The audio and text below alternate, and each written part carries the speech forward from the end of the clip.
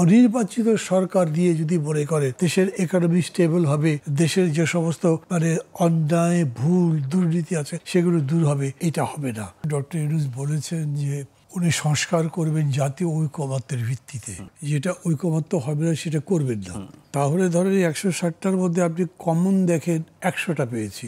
100টা ব্যাপারে আমরা সব পার্টি বলবো এই কটা বিষয় সংস্কার করাতে আমরা একমত আছি, গভর্নমেন্ট করে দেবে। এটা তো প্রক্রিয়াই বলে দেয়। তাই ওনারা কি করবেন তা আমি এখন বলতে পারছি না। কেন বলতে পারছি না? এটা আমার বলার কথা না, ওনারা বলবেন। ওনারা দেখছি যে ধরেন বিএনপির সঙ্গে যেমন দেখলাম প্রায় 4 দিন হয়ে গেছে কথা বলেছেন। এই 4 দিনের কথার ডেভেলপমেন্টটা বুঝিনি। ডে 1-এ যেখানে ছিল বিএনপি, 4 নম্বর দিনেও একই জায়গাতে আছে দেখছি। আমি যদি জামাতের কথা বলি তাই, আমি যদি অন্য পার্টির কথা বলি একই রকম দেখছি। দলীয় অবস্থানগুলো স্পষ্ট হয়ে গেছে। হ্যাঁ, না কিন্তু হওয়ার কথা ছিল একজন তো আরবিটার আছেন, একজন তো এটা নেগোসিয়েটর আছেন, সেটা গভর্নমেন্ট। তারা এই পার্টির সাথে কথা বলবে। আপনি তো নাজমুল আশরাফের খুব কাছাকাছি আছেন, মিলে যাওয়া যায় না একরকম। তারা এটা ইনিশিয়েট করবে যাতে এটা করা যায়, যে ব্যাপারে ঐকমত্য বা যে ব্যাপারে ডিফারেন্সটা কম সেটাকে মেলাবার চেষ্টা করবেন। কিছু করেছেন বলে আমি দেখছি না।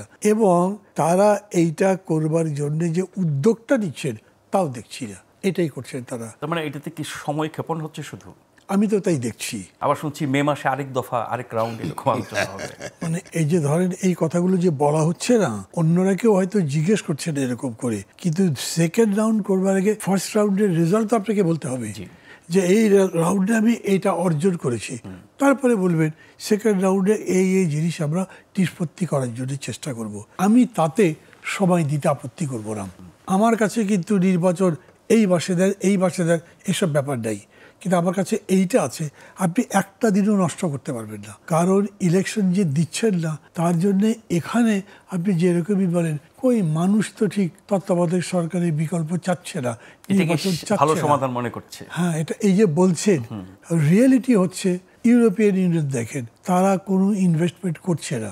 আমেরিকার কথা বলেন, তারা তো আপনাকে এইটা ওইটা বলছে, কিন্তু ইনভেস্টমেন্ট অলমোস্ট কেউ করছে না। বিকজ যতক্ষণ পর্যন্ত একটা স্টেবল গভর্নমেন্ট না আসবে ততক্ষণ আমি আবার টাকা দিব কেন? সেটা লোকাল বলেন, ইন্টারন্যাশনাল বলেন, কেউই করছে না। সেই অর্থে ইকোনমি ওরকম কোনো গতি পায় নাই। এখানে একটু ভাই, আমরা আন্তর্জাতিক বিনিয়োগের জন্য অনেক দৌড়ঝাঁপ করছি, বড় বড় সম্মেলন করছি, বহু দেশ থেকে বহু লোক নিয়ে আসছি, কিন্তু দেশের যারা বিনিয়োগকারী, যারা দেশের অর্থনীতিকে টিকিয়ে রেখেছেন, তারা যে নানান রকমের সংকটের মধ্যে আছে, অনেক সময় তাদের পক্ষ থেকে বলা হয়, সেদিকে সরকার কোনো মনোযোগ নাই, তাদের সাথে কোনো বৈঠক, আলোচনা, পরামর্শ নাই। এইটা নিয়ে তো ব্যবসায়ীরা প্রচুর অভিযোগ করেছেন, সরকার তো শোনে নাই।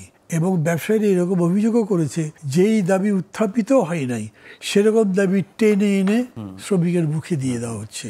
যেই দাবি নিয়ে কোনো আন্দোলন হয়নি সেই দাবিতে একটা আন্দোলন তৈরি করবার কাজ গভর্নমেন্ট করে ফেলছেন, এরকম অভিযোগও কিন্তু আছে। ওইটা তো আছেই। আমি বলছি লোকাল যে আপনি ইনভেস্টমেন্ট করবেন, এটার তো কোনো চেষ্টা আছে বলে আমি দেখছি না।